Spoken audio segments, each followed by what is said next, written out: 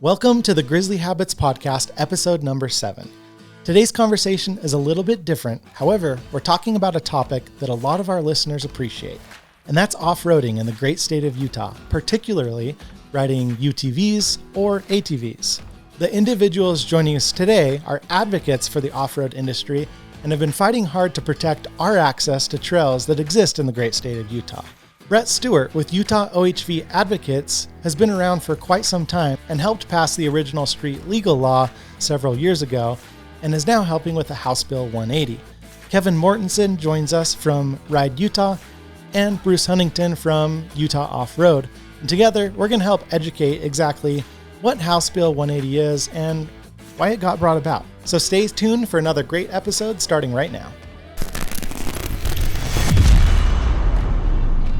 Well, thank you guys for coming out to talk about House Bill 180 and off-road riding today. I think we're going to have a good conversation, but I think the ultimate purpose here is to educate all the groups around us about what's happening in the state of Utah right now with street legal, with trail conservation, with protecting our access to trails, and what better group to talk with that about than the group here today. So thank you guys, and thank you, Bruce, for setting this up for us.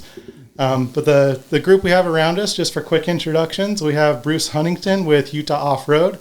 Kevin Mortensen is our TV host, and we have Brett Stewart, who is the off-road advocate here that has helped with street legal way back when ATVs were around, and now it's kind of related into UTVs and other sorts of off-road vehicles. So definitely a good group of people to have on our side as we start talking about it. But Brett, maybe we'll open up to you. Just give us a quick introduction as to what's going on in the state of Utah right now, and what we need to be aware of as off-roaders, and what do we need to be fighting for? So I guess to get started, we started with street legal, and things have evolved from ATVs to UTVs. It used to be a small amount of people that were out and riding ATVs, and then in 2008, it evolved to where people wanted to drive on the highway to go from trailhead to trailhead or go from town to town and not be restricted just to dirt. So things have evolved quick. The first original street legal was in 2008, and then in 2017, I tried working with the Salt Lake County Council and trying to get street legal in Salt Lake County, because that was excluded in the beginning, because they didn't want to take a county of the first class and try to incorporate it into this bill. So they ran it. It was for all 28 counties, and they left the county of the first class out, which is 750,000 folks or more. So anyway, now that we got street legal in all 29 counties, it's a good thing, but the sport has grown, and we're up to roughly 220,000 licensed off-highway vehicles now. And there's a lot of problems that are starting to arise, like, for an example, in Moab, they basically hate off-highway vehicles, anything motorized. And so their goal is to eliminate us from riding anywhere, even on the dirt. So when did this all start with the city of Moab? Because we've all heard about it, and we've all seen these so-called lists going around of those that do and don't support the off-road industry. I am personally a big fan of Moab. I love recreating down there, whether it's in an off-road vehicle, whether it's on a mountain bike, or whether it's on my feet. Moab has just so many great things to offer. But when did this all start, and what exactly is going on in the city of Moab? Is there truly a divide between the off-roaders versus the non-off-roaders? There is, and I think Bruce might be better on this one because he spends a lot of time. He's, in charge of all the guides down there on a lot of these events. I mean, what do you see, Bruce? Yeah, so I know that Moab in general, and not all the citizens, we have a lot of citizens that live in Moab, and a lot of them are my friends, right? And they're very supportive of the OHV program. They all recreate on, the trails in Moab. But some of the citizens, they've been trying to get OHVs off of the trails for a very long time. Even before side-by-sides have been around, it was the Jeeps, right? The Jeeps were the problem. They were the ones causing a lot of the destruction and, whatnot, according to them, of course, on the trails. and in the city by themselves driving around. Sue has been heavily involved with the fight against OHVs in the Moab area. I won't tell you who made this quote, but the side-by-side, since they've been very popular and gaining in popularity in Moab, they've now been dubbed the worst of the worst. So we're the worst of the worst. Who is the worst, right? It's the Jeepers. And I'm both. Yeah. I have a Jeep and a side-by-side, and I love both of them. But that's where it initially started, was with the Jeepers. Well, we even went down, sorry to interrupt, but this is just a good point too, is we have e-bikes, right? We went down to Moab with a couple of e-bikes, and we were told there were certain trails that we weren't allowed to do on an e-bike. And you got to really, put your brain down there to think about what an e-bike's going to do differently than a pedal bike at the end of the day. So, there is a little bit of an access issue happening, and I don't know why. So a lot of that's just narrative, right? It's people don't understand what the rules are, what the rules for specific types of or class of machines are, and where they can go. The e-bike thing is brand new, and we're seeing some of those rules being defined and refined. Literally, as we speak and as we're talking, DNR is putting together some final rules for e-bikes in wetland areas and some other access points. So with Moab, Bruce, you hit it on when you said SUA. We've learned that SUA is a big player, and that a lot of times we're starting to learn that the policies that are being implemented from local governments in southern Utah aren't necessarily representative of the citizens who elected those governments. We're finding out right now that there is some outside influences there. And our state legislature is looking into that right now. They're getting ready to audit those counties. And so off-roaders can look to that effort and maybe feel a little bit good about it. That the state of Utah is going down there and saying, hey, we're going to try and clear all this up so we don't have to worry about are we going to have a place to go ride or not. And to go back a little bit, talking about SUA, it's, and correct me here, but Southern Utah Wilderness Alliance. Yeah. And I think the ultimate goal is to, of course, protect and preserve and make sure that the beautiful land stays the way that it is. But we have national parks, and there's a lot of areas that are already designated for that. And these Jeep trails, and I'm going to call them Jeep trails or maybe mining trails, have been around for decades, if not longer. And all we're doing is recreating on those same trails that have been in existence. There's not a lot of new trails being built. And correct me if I'm wrong here, but I don't think there really are any new trails being built. We're kind of staying in the same place, aren't we? And we're not asking for more trails. I mean, we're saying let's protect, let's keep what we have. And a lot of them are RS 2477 roads. A lot of them are County B roads, D roads. So we've got the extreme environmentalists like SUA coming in and trying to turn everything into wilderness. So no motorized is allowed. So the only way you're going to be able to see that, is if you're very healthy and got the strength to do it, and old guys like me won't be able to ever see it again. So that's why this is one of the reasons why we ran some legislation with HB 180. We want to show that the users do care. We are the true environmentalists. We are concerned. We don't want people going off road. And since they start designating routes, we need to protect them routes, and we can't lose anymore. So that was one of the reasons why the user groups got together and created HB 180 and ran it through legislation. That's a really good point there, because we're hearing a lot of people come out and saying the state of Utah is forcing more rules down OHVers. And we want we want the user group, the OHV user group, this segment to know that this was OHV generated, right? Yeah. So this was the OHV community saying, we're going to do our part. We're going to show that we're responsible. We're going to leave a trail that is actually legislation that proves that we have the best interests of our public lands in mind. And we're not suing anybody. We're not creating disruptions in land management agencies. We're actually coming to the aid of them. I mean, this guy right here has passed some legislation in the past 5 years that has made the BLM and Forest Service jobs a lot easier. Yeah. So when we ran this legislation, this had been talked about even probably back when you was active riding yours. And, it's like, what are we going to do? We got, probably 5% of the riders that are just have no idea that they're doing wrong. I came from the days of no designated routes, and it was really hard for me to make the transaction over. It's like, I can go wherever I want to go. You know, Yeah. don't tell me I can't go over there. I think that's something that we all do, right? And it's in, I mean, you go your whole life by being enforced, right? You have a speed limit, you have designated routes, and then you get a UTV and you go out in the middle of the desert where maybe it's wide open riding.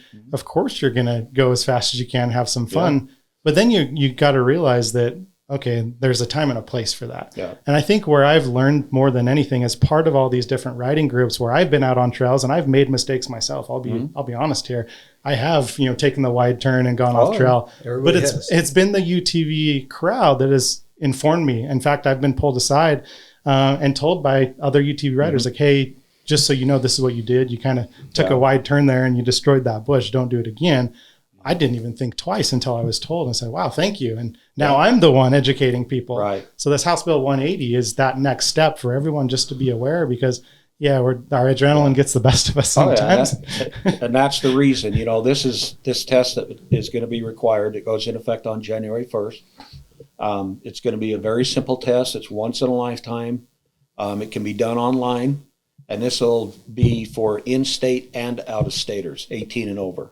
So this is something that we're trying to educate. For an example, the 5%ers that don't know, you got people coming from all over the country, or even, United States, or even out of country, that are coming here and renting machines, and they have no clue. It's just a free-for-all.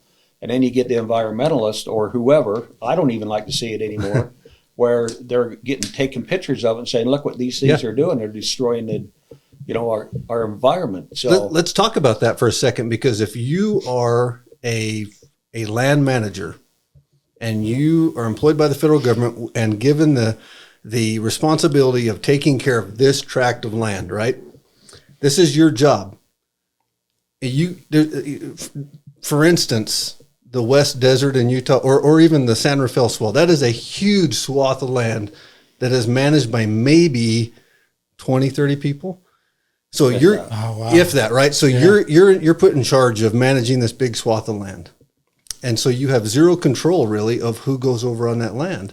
But if somebody goes out onto your land that you're responsible for and they destroy it, you may never know. You're the manager of this land, you may never know it. But the environmentalists are out there crawling around and they're looking for that damage. And so what they're doing is they're taking pictures of that damage and they're sending it to your boss. And they're saying so-and-so is letting this land go. Now you go look at the structure of federal government and what it takes to fix something. You have to put in for money, and that can take years. So you got to get budgeted, and then you got all the studies. Mm-hmm. I mean, NEPA right now is in the news, and it's a complete joke. But you get all these studies, and so if you're a manager, what are you going to do? You're just going to shut it down. And that's the problem. And they'll shut it down. So if you're a user, and you see you're going out to ride one day and you're getting ready to turn onto your favorite trail and there's a marker that says this trail's shut down. Well, that creates some tension because obviously the federal government shut it down. The user group needs to understand what it means or what it takes to fix damage and why land managers shut this stuff down. And like Brett said, it's that 5% that doesn't know. I think we've called House Bill 180 many times. We've called it the excuse remover, right? So you can't say I didn't know now because everybody's going to know. And so land managing agencies, they have come out in favor of this. The OHV user groups have come out in favor of this because frankly, if a little bit of damage happens, it just shut it down. And it's so hard to prevent that, right? About a year ago, maybe 2 years ago, the real damage is up in the Forest Service, up on their lands, and our lands, I shouldn't say theirs. And there was a group of ATVs up there that were having a blast, doing donuts out in this beautiful meadow up by Mirror Lake, and they were having mud drags and everything else. It completely destroyed this meadow. Well, if you're from back east, that's what they do. That's normal. That's normal for them they ride to do in that. parks, right? Yeah, that's normal. So they have no clue when they come over here. They trailer here, get their sticker, and they just go out and about. So these are the 5%ers that I'm talking about. They don't know they're doing wrong. There's a lot of them that are being stubborn. And I was at one time when I went from, hey, don't tell me where I can go, which I've changed. But there's a lot of them just have no clue what they're doing. And so That's the other reason for HB 180 is so everybody will be required in state and out of state to take this half hour once in a lifetime. And if they don't take it, then if the law enforcement enforce it, it's a $150 fine. So it's free, it's online once in a lifetime, and even the old guys like me might even learn something out of it. It's going to be fun and educational, right? Yeah, I mean, most people are going to look at it and go, that's the dumbest test I've ever seen. I already knew all the answers. But what about the ones that didn't know? You know, picking up garbage on a trail, don't go off trail, don't high bank. You know, there's a lot of stuff. So in this test, there'll be like 4 little mini videos as you go through. They're like 2 minutes long. There'll be 25 questions, and I've been working with the state on putting this class together. It's ready to launch, you know, January 1st. There'll be a few hiccups in it, I'm sure. So we're not going to really push law enforcement for at least 30 days after that. Or they're not going to push law enforcement. I'm not law enforcement. So anyway, we're trying to just ease into it, try to educate. And then if that's the reason of this. So part of the bill is we put a plate on non-street legal. So non-street legal plates will remain the same. These are for non-street legal. The ones that are exempt from that are motorcycles, snowmobiles, husbandry, which are farmers, ranchers. They need to go off trail. They'll be excluded. But that's one of the reasons is like that group up in Mirror Lake. Nobody could identify them. And so we're going with the plates on here so that we can identify them. A lot of it will be self-policing, you know, to identify it because we're the ones that are suffering when somebody goes off-road. The other thing that's in HB 180 is if you get caught ripping down a pinch point, which is maybe a 50-inch trail, and you take your 80-inch side-by-side down through there and you go out around the gate, that's not only will they be cited, but the first penalty from the judge will be you have to go fix what you damaged. Wow. So they may be out there with rakes. Which could be a lot of work. They may be out there with rakes. But that's just the first penalty. The judge can add additional penalties to that. So if they rip a gate down or a fence down, you're not going to be able to go out and repair it. They're going to basically have to pay for it. Well, and one of the reasons for that was because land managers and local law enforcement was saying, hey, these guys are just paying the fine and then they're going back out and destroying stuff. Yeah. And so the fine's not stopping them because they started seeing these repeat offenders. Yeah, it's like $100. So what? I'll go do it again. It's like the window tint law. Right. That's right. You pay the fine and you just keep. So that's what they moved that up. Cop to sign off on it. Yeah. Oh yeah, it's fixed. They ran it looks good to me. Yeah, they ran some legislation last year that made it so you could tint them a little bit. Yeah, I think it's darker now. I think it is. It is. They allowed it to go a little bit darker. It was like 65, and I think they gave you an extra 15%, so you can it's still a fishbowl. I still don't know if I'm legal or not, but it's minor tinted. Of course you are. So I'm no angel. Yeah, but you're perfectly legal. Brett, you talked about the 5%, and I think it's going to grow if we don't get on top of it. Yeah, it's probably really pushing 10. Yeah. I mean, really, with the growing popularity of side-by-sides, and we all know no one in this room has ever wanted to just go out and just wreck up, just trails or anything else, right? We're all responsible. But the people that are buying the side-by-sides now, they've never owned an ATV, they've never owned a side-by-side before, and they think it's fun. They see the commercials, they see all of us, on the Facebook pages and whatnot, and they go and buy these, and it's a free-for-all. Yeah. So your 5% is going to grow if we don't start educating them ASAP. Look at the commercials that the manufacturers are putting out. Yeah. Guys just ripping up a trail. Oh, yeah. And so that looks cool. So I'm going to go buy that machine. But how often do we go ride this room right here? How often do you go ride now and see somebody breaking rules and damaging trail compared to 10 years ago? I think for me, it's probably every time, right? Yeah. It's getting better today. And you look at the garbage on trails. I mean, I think our trails are probably cleaner today than they were 20 years ago. Yeah, I think that's what I see. I see kind of an equal effort. It's almost like there's one person cleaning up for the other's messes. There's this balance, but we need more people cleaning up than making the mess. And the way we do that is education and community. So we need all of our groups to come together, and we all need to have the same understanding that we're in this together, and we have to make sure that we're conserving and educating one another appropriately. And that's one reason I actually went to the sand dunes for the first time just a couple weeks ago in over 12 years, I think it was. because of the disrespect in the campground. You can't sleep, number one, but number two is I took a brand new truck down there and I got peppered with rocks in the campground, right? Where I wish there were groups around back then that were starting to form today to go out and say, whoa, stop the party. That's not okay. We don't do this. You go 100 feet that way and you're okay. Why are you doing it in the campgrounds? Yeah. So there's those people out there that we need to educate, but it's getting better. It definitely is. I think there's a lot of groups, a lot of people that are coming together that are helping take care of that 5%. You could start a conversation about the OHV grant right now, because the way that Brett, with the way he took the OHV, the registration money for OHVs and created a restricted fund that now sets aside millions of dollars a year for nonprofit and government agencies to go and access this money to use for maintaining OHV infrastructure, education, and all. And this guy's right here. He's a brilliant in terms of his foresight and some of that. And so I think the OHV grant program that is administered by the Utah State Parks OHV program does play right into House Bill 180, because they work together. Because now we can go to land managers and we can go to counties, and we can even go to, in some cases, even ranchers that have a good relationship with their counties and say, you know what? Yeah, we understand there's some damage that's occurred. Instead of you having to go get federal funds to fix it, we can provide state funds, and we can even provide the manpower and speed the whole process up. Yeah. And instead of closing down a trail, we'll just go fix it, right? So at this point, going up, that was HB 143, and that was years ago, and going to that, we could never hear, or there's no reason for BLM or the Forest Service or anybody to say we don't have the funding to do that. Now we do.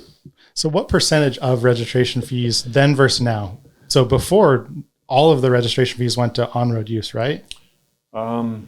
So when you license a street legal, you're paying for off-highway vehicle and street legal.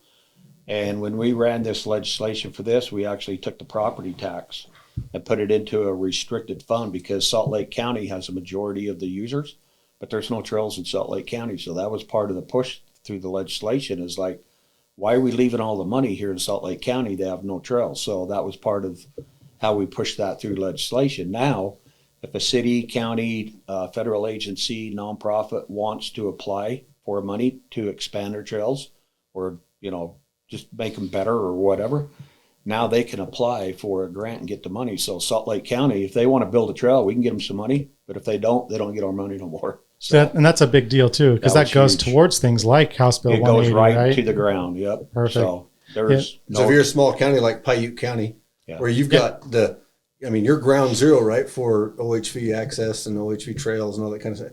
And you've got to maintain this, but it's all Salt Lake guys that are coming down and taking it, or out-of-staters, a lot of out-of-staters. So the out-of-state permit also goes into this fund. Those Paiute County takes advantage of this, in Sevier County and all, Kane County, all these guys in the South. Garfield's a big beneficiary, and then they can put that money right back into maintaining that infrastructure, so that when you do come from Salt Lake to recreate in southern Utah, you've got a nice trail. And you're invested in it through your registration fees. So your money is going to the ground. For an example, Garfield County, they've received like $500,000. They bought a Trail Cat, a Bobcat, a Mini X, signage, anything they want, or what they need to build our trails, and it's all invested into the off-highway vehicles. So that's incredible. The way I treat it, or the way I want to see it treated, is like UDOT. We've got a lot of groups that don't engage in doing a lot of volunteer projects. So, because they're busy out having fun or raising families or whatever. I guess there's lots of excuses for that. But I would like to see the OHV program be treated like UDOT. Let's get some crews out on the ground. Our registration fees are paying for it, and let's expand. I mean, right now we got 220,000. I predict in 5 or 10 years we're going to have 500,000 folks out there, right? Yeah. So we need to prepare for it. And remember what I said earlier about that land manager, right? That manager of that BLM office. All of a sudden, instead of your budget going to maintaining those trails, now you've got the state stepping in, and you've got the users of those trails putting some skin in the game. Yeah. In the last 5 years, probably the relationship between the state, the users, and the federal land managers has gotten so much better, because we're making their life. This guy right here, he's brilliant, making their lives easier. And I hear it. They tell me that. Well, They say this is huge because now it's taking that extra burden off we can actually go manage the land. And it's creating better access for everybody, Sure. even those Even that are them. fighting us, right? Yeah, it's creating that fair access where you can go deeper into the wilderness. You can be more off grid. So it's opening up those areas where you can truly get away if you want. Let's face it, there's a lot of people on this earth. We all have to get along. And the more money you can throw at it, the smaller your footprint's going to be, right? Exactly. We've got a lot of money in that restricted account. We had to make sure that it stayed in that and not the general fund too. So it's restricted for off-highway vehicle use only. So a lot of folks don't know that that's where your registration money goes to. Well, Brett, it's amazing what you've done over the course of the years. Because I mean, I remember back John Deere days, and then it converted into the Polaris Ranger, just the side by side, and now we have these really cool machines. We didn't have an infrastructure set up for that. So what you're doing and what everyone around you is doing is we're setting up that accessible platform we continue to grow from, and as machines continue to get maybe bigger, maybe faster, and more people come to the sport, we can narrow down and control things a little bit, so it's a little bit more control. And the surrounding states are noticing it. Yeah, they're following suit. They're saying, well, Utah's leading the way. They're saying, wow, we got to do what they're doing. And it's working. It's working. And so this is growing throughout the United States, right? Especially in the West, where public lands dominate the percentage of your user area, right? So the foresight was amazing. I'd like to, do you mind if we hit on one other topic? A lot of folks don't understand what designated restricted widths are. There's a lot of, like on forest land, there's a lot of 50-inch trails, for an example. The Forest Service started out as like 46 inches. It used to be tote goats, and then it was 48 inches. Then they went to 50. Now a lot of them are going to 60 inches. But I have an X3, and it's 70 inches. I can't even go on them trails. So we've got a lot of folks that don't understand, there's a reason for that width restriction. And what happened back in the 80s with the Clinton administration, he designated all this Forest Service as roadless area. You can't build a road. You can't use it as a road, but we can build trails. I've worked on a trail system, and we just cut some new trails that are 60 inches. We can build trails on in the roadless area, but we can't do roads. But a lot of these folks with these big machines think they pay taxes. They should be able to go on it.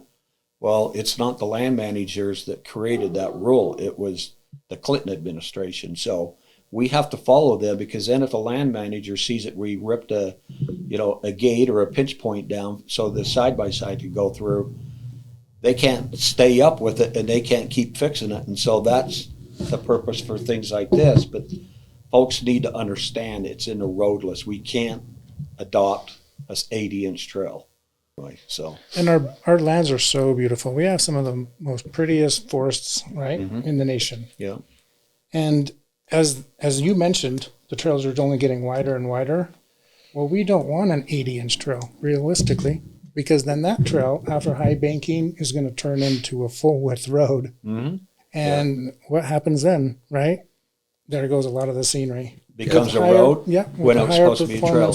Yeah, with the higher performance machines that are coming out yearly, the faster they're going to go through those trails, and those trails are only going to get wider. Quite frankly, they do more damage. And if you want to go see a 50-inch trail, buy a 50-inch machine. Yeah. That's why a lot of people love Marysville, is because it's so pretty and there is restrictions. Like on the Paiute, there's a lot of 50-inch trails, but that's what it evolved from. It was roadless area. So, there's room for everybody. Nobody's being selfish, but for an example, motorcycles, they like a single track. They don't like to ride on roads with us. There's a lot of maybe out of control side-by-sides or ATVs or whatever. Maybe the bicycles are a nuisance to them, so they like the single track motorcycle, and they haul butt and have a blast, and no damage is done, and they're staying on the trail. So when there's restrictions, just, reach out to your land managers, get maps. It's all documented if it's 50-inch or not. It's not a free-for-all anymore like it used to be. I came from the days, like I say, it was a free-for-all, but it's not today. Which is the point of the House Bill 180. 180 is education. Yeah. And once you take that, it's a lifetime, right? Yeah, and if you Once you learn that, then hopefully the goal is that if somebody's going to go off road, they're going to think twice before they hammer down or they're doing a donut. Yeah. Brett, and this is a good time. Why don't you talk about the youth rider, the 16-year-old, the younger riders, because there's going to be a lot of questions about. Yeah, you're 18. We've got our machine. We're gonna go. We're gonna register it. We're gonna ride it. And what if you don't own a machine and you're just gonna go ride somebody else's? Okay, Talk so about some of that. There was some, like say, a ranger went down to Grand County and presented HB 180, was a little bit misinformed. So the way it's going to work, and it's not changing. If anybody caught wind of that, it was all over Facebook. So if you're a guide with a guide on a guided tour, and you're from out of state or just a local, you don't need to take this test. Okay. If you're with a guide. The guide does have to do it, and hopefully he'll share his information with his guest. Will that include rallies? Rallies too. So, yeah, rallies. So if the Rally on the Rocks came back to Moab. Or anywhere, any rallies that is a sanctioned Utah state rally, their participants and guests don't need to take the test. But if they come a day before or a day after, they will have to take that test. Anything outside of the rally then. And if everybody rode with a guide, we wouldn't need House Bill 180. Exactly. Yeah, exactly. So, we had to clear that up. As far as youth, so it used to be 8 years old or older that you could take a youth class. I call it a youth driver's license. 2 years ago, they ran some legislation that changed that. If a kid can pass the test, the youth test, then they can legally operate a motorized, ATV or UTV or motorcycle. So and that test before House Bill 180 was really the only test. So sometimes our youth knew more than us. Right? Yeah, exactly. Unless their dad took it for them. Right. I took my grandson to it, and he's like, "Grandpa, quit doing that." And the ones that I helped. Oh, you got busted, huh? Yeah. Anyway, so the way it is now, 18 and over will be required to take HB 180. 17 and under will be required to take the online or in person, hands-on, and the course. And we're going to rewrite the course and make it so that it incorporates 180 into it, so that they're getting the same information as their parents and everyone else. And then they'll also have hands-on. And if they could do it in-state at location, that's great. But if they're from out of state, they can do kind of an online course. So that's part of the changes that we made on HB 180. Well, good. I'm excited for House Bill 180. I think it's long overdue, and I appreciate the effort that's gone into it. There is one question I want to address. I don't know if this is on House Bill 180, but talking about the noise ordinance. City of Moab is the great example where they tried to limit or restrict access via noise or decibel levels, which, noise is an issue. If you're trying to enjoy the great outdoors, sometimes there are people that, might rev in a parking lot, or they might, pill out of a parking lot or whatever. So are there things in House Bill 180 to educate on noise? There is. So that's one of the sections. This is all in sections, for the 25 questions, there might be 5 per section or whatever. And it's focused just on Moab. The problem is happening in Paiute, several other counties now. It's starting to be a bit of a problem in Hurricane. But Moab is an issue, and so that's part of the deal. It's like, some of them are false and true questions, and it's like, is it true to drive, is it good to drive down the road with your stereo blasting, your whips lit up? And anyway, so yeah, we hit on that heavy of showing respect, show a little bit of respect for neighborhoods, pick a route that isn't interfering with neighborhoods and their families. So yeah, we hit on that really hard. Here's the problem. So I've been involved with the decimal reading. The lowest, or the decimal reading for a stock machine is like 92 decimal or 93 decimal. So they lined up, Can-Am, Polaris, Kawasaki, lined them up. And in order for them to pass, it was like 93 decimal.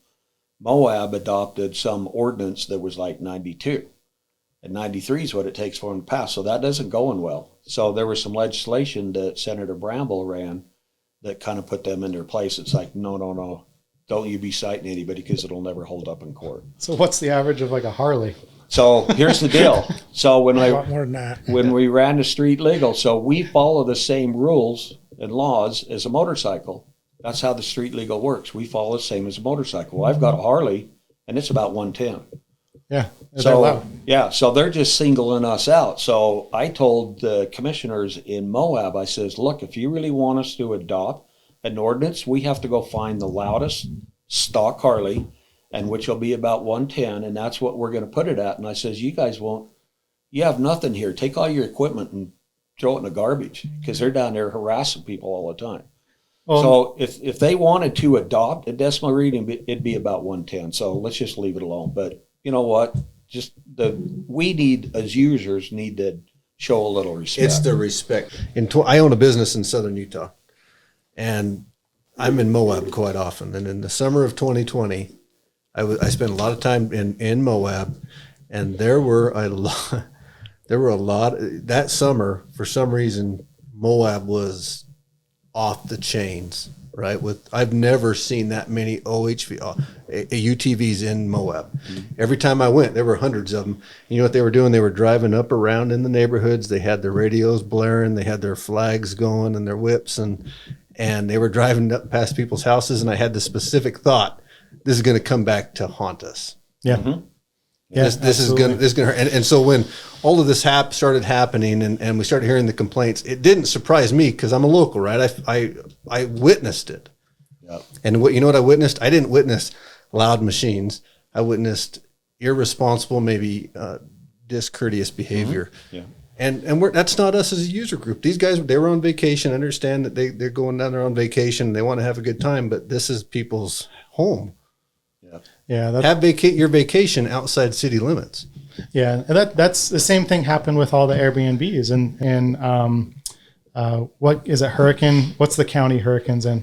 Washington County. So they just came out and restricted Airbnbs for nightly rentals unless there's a host, which pretty much gives you a Sand Hollow Resort, because too many people are coming from vacation and partying, being too loud and disrespectful for the neighborhood. Well, what do you expect? People come on vacation. They're going to have a pool party. They're going to be up late. Mm-hmm. It's the same thing with anything, whether it's a UTV or whether it's going to Hawaii. People go to have a good time and they forget about that R word, respect. And that's what we need everyone to do, is just be respectful, be a good person. Yeah, we need to police our own. And that's kind of why that's kind of the purpose of this. You know? Well, you know what? It was either we did it to ourselves or the government put something that was way more restrictive on us, because some of the plans some of the ideas that were floating around through the legislature and through some of the environmental lobbyists were proposing to the state were extremely restrictive. And so that's when, probably in 2018, 2019, when this was floating around in my head, and I mentioned it to Brett. And you know what? It had been floating around in his head. And so we both had different ideas about what it was supposed to look like, but we kind of joined forces.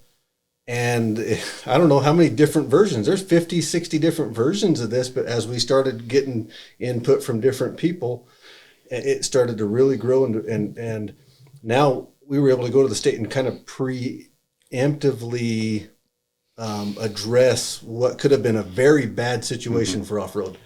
Because the laws, if the government was going to come do it, they were just going to flat out shut it down.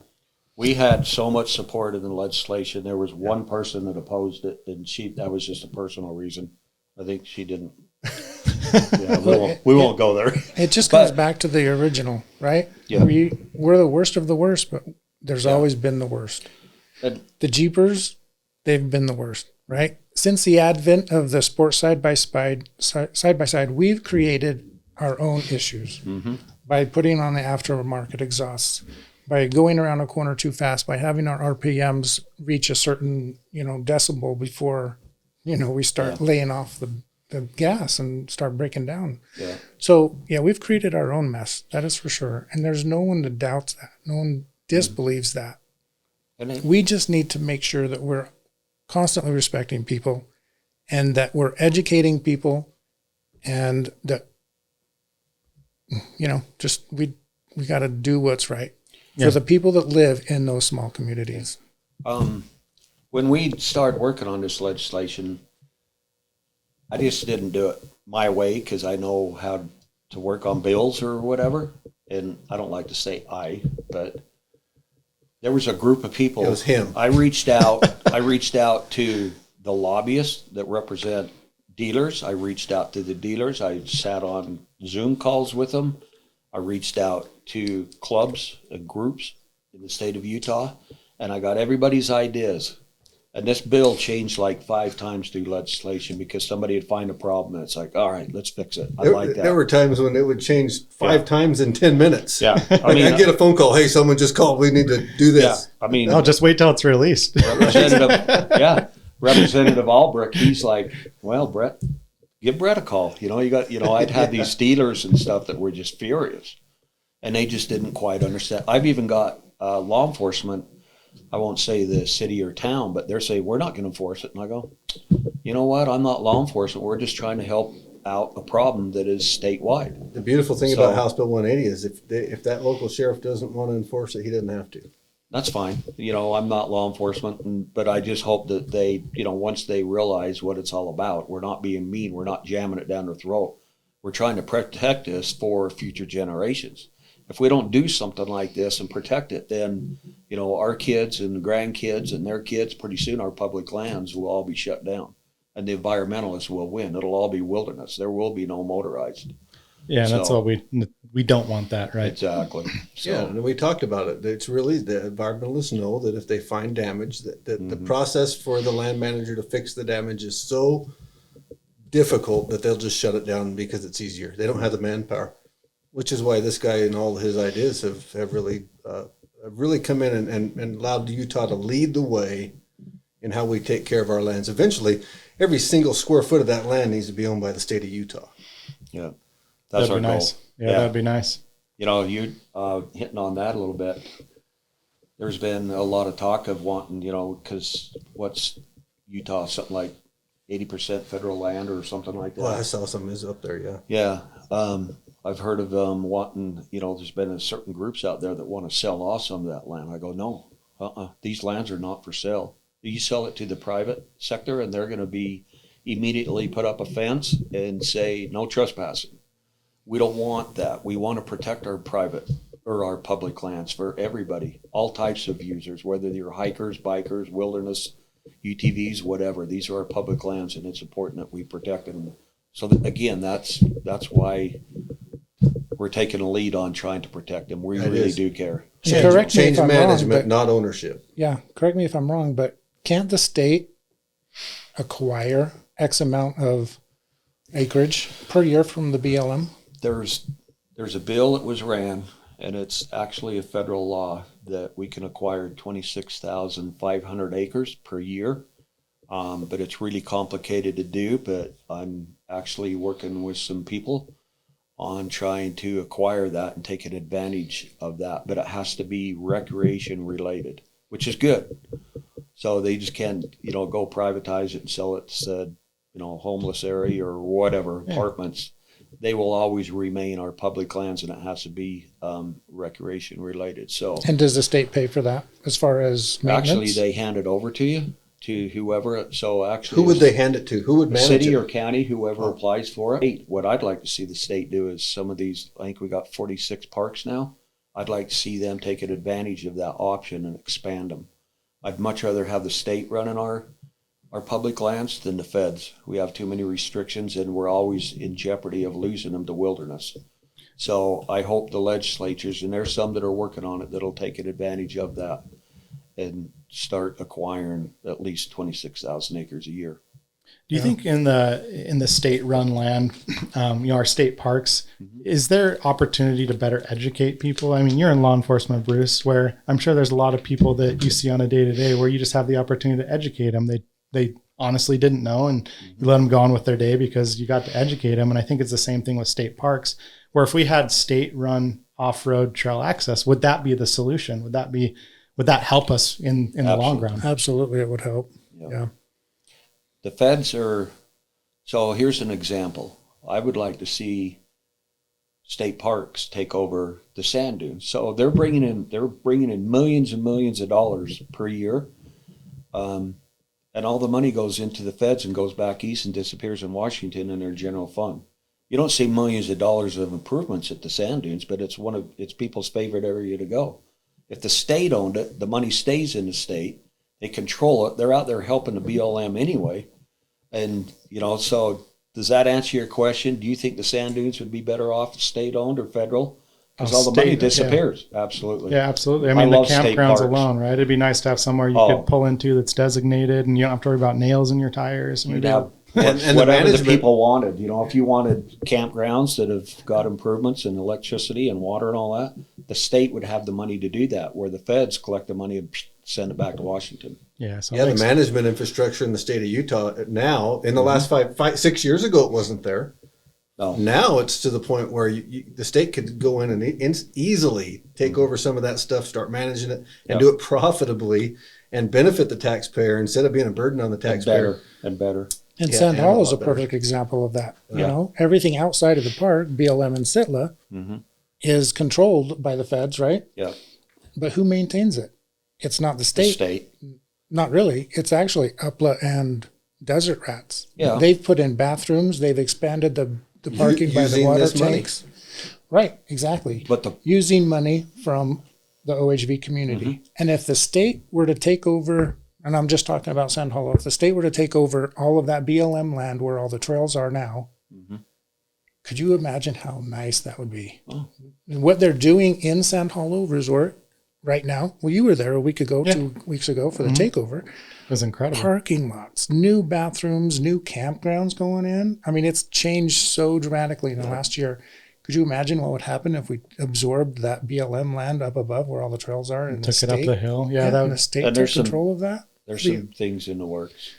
It would be an awesome. I mean, it's already a national recognized OHV park, but man, if the state could take that. But right where the park is a certain amount of acreage, and they control everything, and then people go beyond out into the BLM. I think underneath the bridge and on is all BLM. Right. So wouldn't it be nice to have the state parks acquire all that so we don't have to listen? And they could under that law. Under that law, and they don't have to beg for permission to put in a toilet or a parking lot on the federal land. You know, if they think it's right for the people, that's what they do.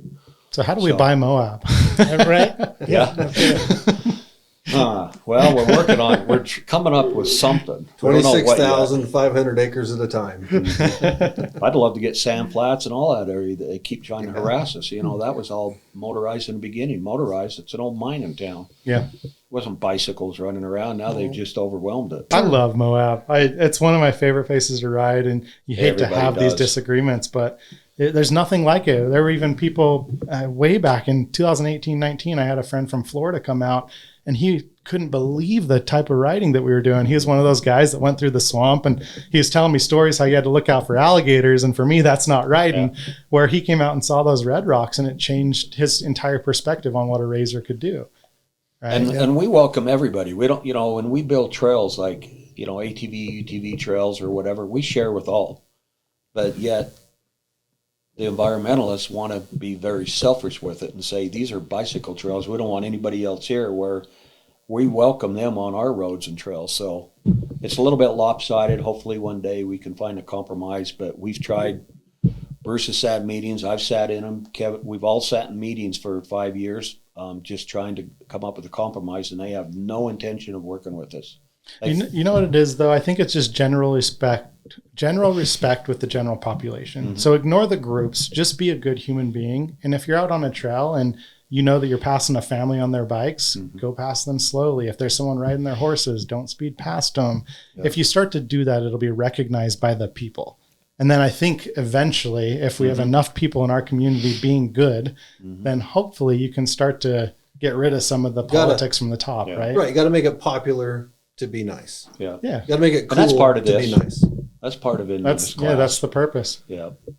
So let's summarize in the next 5 minutes. Let's summarize House Bill 180 and our goals, whether it's to the groups we support or our friends we ride with or state of Utah, or even just doing good in general. We know that UTVs have gained popularity like crazy, right? They started out as ranch machines or as farm equipment. Yeah, farm equipment.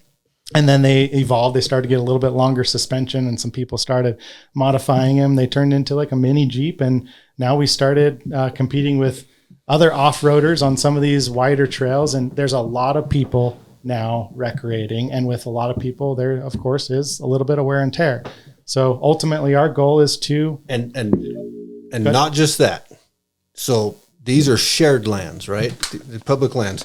The trails might be used for UTVs, but the rest of that land is used by a rancher. And think about this for a second. If you're a rancher and you've got your entire livelihood out grazing on a piece of land that's protected by a gate, you have to go to bed every night hoping that whoever used that trail closes that gate every day, because if your cow gets out and he kills somebody on a road, that's on you. yeah, good point. And you never know when somebody's going to be driving a Suburban down the road and hit a big cow. Yeah, well, it was a Dodge truck. It was a Dodge truck. It was a Ram truck. My bad. What car? It did a lot of damage. But you want to know what? If you're that rancher, you go to bed every night hoping that doesn't happen, and you want people to know this information. And so that's why this test is here. It's taken away. It's just everything that the state of Utah wants you to know before you ride on our public lands. Yeah. That's what it is. Yeah, it's shared access. We are riding on private property too. Yeah. Those landowners are allowing us on their properties. That's a really good point to note too. This isn't just a battle with the state or the feds. It's ranchers, generous ranchers who are letting us go through their property to take the shortcut to what we all enjoy. And I guess kind of the last thing I'll say is the reason we all do this is to appreciate nature. Mm-hmm. Right? I don't think any of us are going out there to throw on a race helmet and just go Ricky Bobby. Like, we're going out to get away. We're going out to relax and spend time with our friends. So we want to preserve that access for our friends, our family, and our kids and our grandkids, right? So that's the ultimate goal, is we all want to preserve and conserve, but we want to make sure that we have shared, air quotes here, shared access. We don't need more. We just need to protect what we have. You know, there is a place for wilderness. There is a place for non-motorized, you know, so what we have today is great, but we're losing it more than we're ever gaining. So that's why we need to do something about it.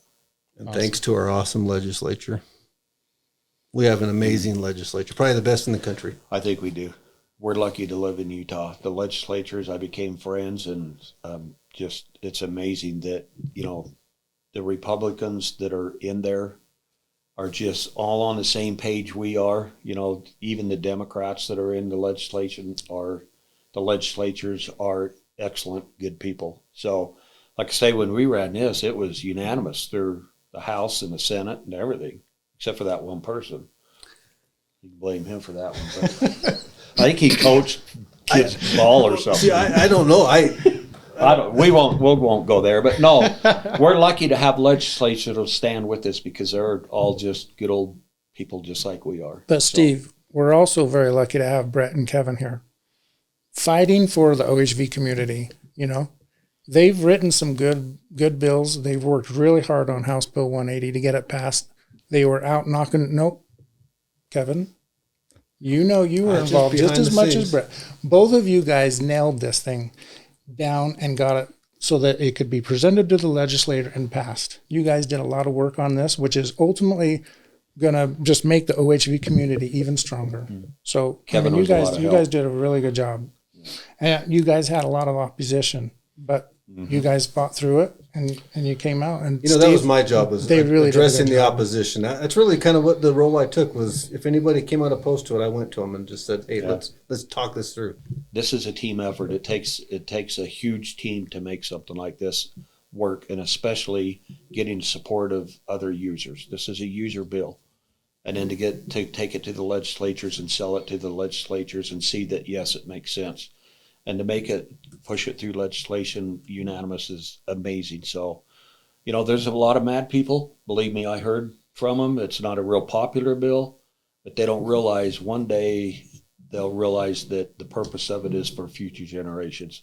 I don't do this for me. I do it for everybody. That's why I do what I do. Hey, it'll be popular the minute they're done with that half-hour training. Mm-hmm. Yeah. And then there'll be, they'll get it. Yeah. Yeah, that's all there is to it. Yeah. And a lot of different, there's a lot of different things that require education, whether you have a concealed firearm permit or anything. Right. Like it's pretty common now. Yeah. Like, watch a video and make sure that you're aware of what's changed since you last registered, and go on with your day. So I think it's great, and I'm a believer. And on behalf of everyone that I know that rides a UTV, I think they all have the same opinion. Thank you guys very much for putting your name on a lot of these bills, but also putting your effort into all this, because it's something that you're not doing it for a career. You're doing this to really change things for all those that have access. You're volunteering a lot of time to be out there to make sure that we're protected. So on behalf of all of the UTV riders and just off-roaders in general that I know, thank you guys for the effort that goes into that. It definitely means a lot that we can go out and continue to recreate and enjoy the weekends to get away from life, right? Yep. You're welcome. Well said. All right. Well, thank you guys for coming on today. Thanks for having us, Steve. Yeah, thanks for we having really us. appreciate it. Thank No you. problem. Appreciate you. I appreciate it.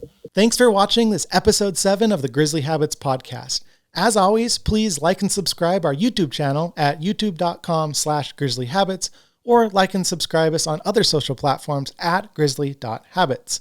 This episode is available at thegrizzlyhabitspodcast.com or grizzlyhabits.com/Utah Off-Road. Thanks again, and we appreciate your support.